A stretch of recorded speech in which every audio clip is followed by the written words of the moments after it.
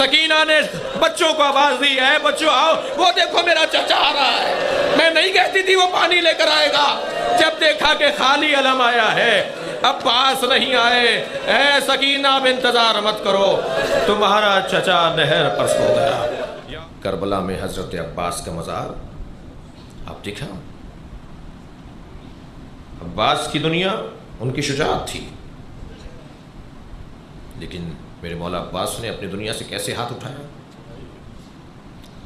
36 سال تک جس کربلا کا انتظار کیا ہو، اللہ اکبر، 36 سال کی عمر ہے کربلا میں حضرت عباس کی، لیکن جب کربلا پہنچے ہیں تو عباس کو تلوار چلانے کی اجازت نہیں تھی۔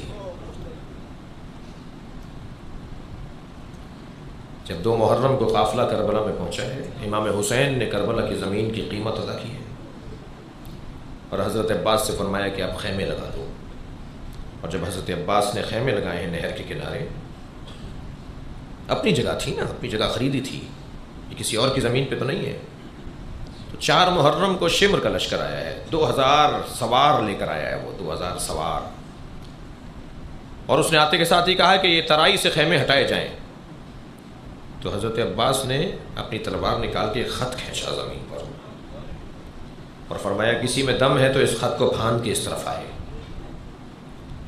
اور عباس علمدار انتظار کر رہے ہیں کہ کون ہے جو اس طرف آ کر عباس سے مقابلہ کرے گا۔ مولا حسین نے حضرت عباس کے تیوروں کو محسوس کیا، جناب زینب کے خیمے میں چلے گئے، جناب فضہ کو جناب زینب نے بھیجا، حضرت فضہ نے آ کر کہا اے چھوٹے شہزادے تمہیں آقازادی زینب بلا رہی ہے، تو حضرت عباس نے فرمایا کہ اماں جا کر کہیے کہ کچھ دیر میں خوشخبری لے کر آ رہا ہوں، میں بھی انہیں بتاتا ہوں کہ میں کون ہوں۔ حضرت فضہ گئی ہیں، اب جو دوبارہ پلٹ کے آئیں تو انہوں نے ایک عجیب جملہ کہا عباس زینب کہتی ہیں تم آ رہے ہو یا میں آ جاؤں؟ بس یہ جملہ سننا تھا۔ جناب عباس نے اپنے دربار کو نیام میں رکھا اور خیمے میں آ کر کیا دیکھا کہ حسین زینب کے برابر میں کھڑے ہوئے ہیں۔ امام حسین کو دیکھ کر فرمایا مولا آپ چاہتے ہیں کہ خیمے ہٹا دو؟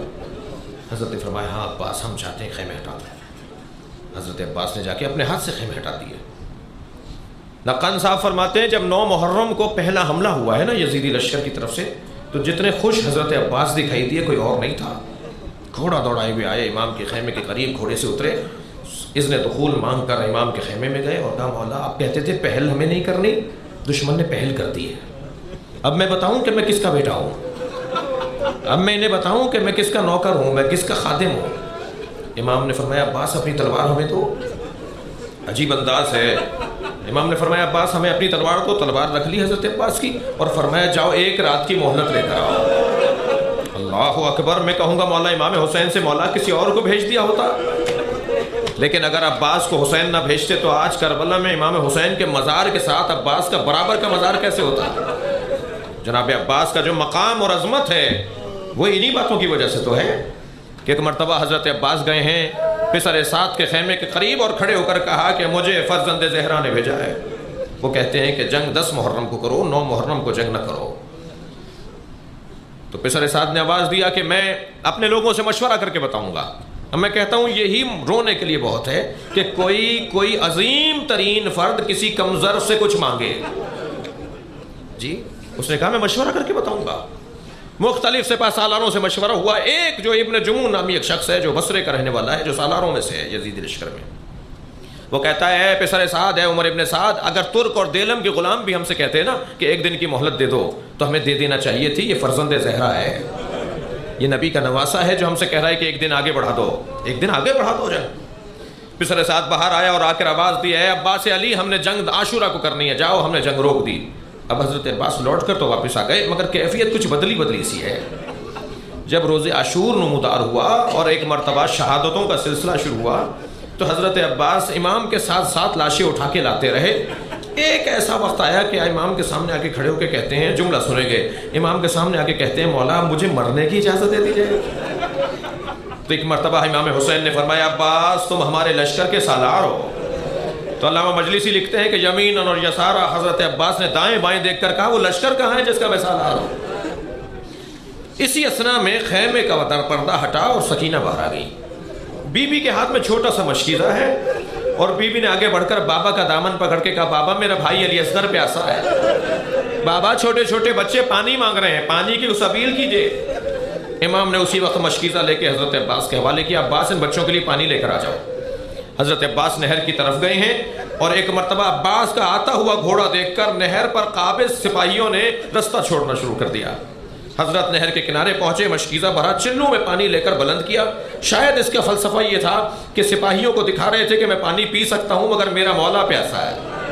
یہ کہہ کر عباس نے اپنے پانی چلو کا دریا میں واپس پھینکا، مشکیزہ بھرا اور واپس آ رہے ہیں حضرت عباس۔ عزاداروں ایک مرتبہ جب عباس لوٹ رہے تھے تو ایک درخت کے اوٹ میں سے حضرت عباس پر حملہ ہوا، ایک بازو حضرت کا قلم ہو گیا۔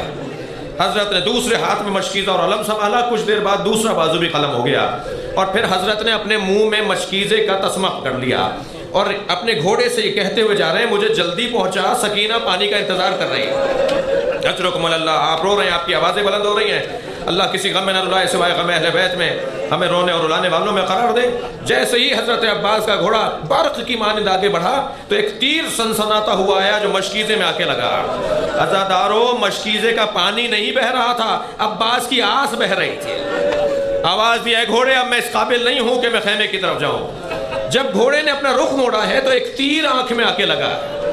اب سلام کیجئے اس ماں کو جو جنت البقیع میں روزانہ جاتی ہیں، اپنی انگشت شہادت سے 4 قبروں کے نشان بناتی ہیں اور پھر قبروں پہ لکھتی ہیں اپنے 4 بچوں کے نام، اور پھر ایک مرثیہ پڑھتی ہیں لا تدعو ام البنین، مجھے ام البنین مت کہا کرو، اس لیے کہ ام البنین تو بیٹوں کی ماں کو کہا جاتا ہے۔ میرے وہ بیٹے کہاں ہیں جن کی میں ماں ہوں؟